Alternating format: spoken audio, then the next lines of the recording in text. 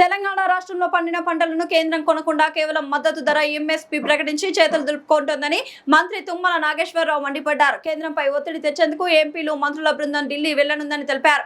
ఇప్పటికే రాష్ట్ర ప్రభుత్వం 15 లక్షల మెట్రిక్ టన్నుల మొక్కజొన్న కొనుగోలు చేసిందని, కేంద్ర మొక్క గింజ కూడా కొనకపోతే చిన్న రాష్ట్రం ఈ భారం ఎలా మోస్తుందని ప్రశ్నించారు.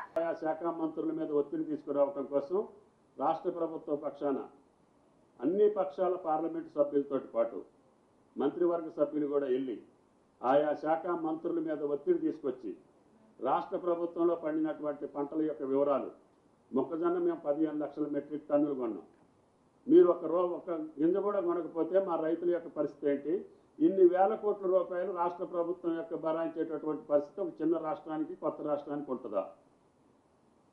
దీనికి రాజకీయ వివక్షత అనుకోవాలా, తెలంగాణ రైతాంగం మీద మీకు ఉన్నటువంటి కక్ష అనుకోవాలా, లేకపోతే ఈ ప్రభుత్వాన్ని అపవాస్పాలు చేయాలనుకుంటున్నారా?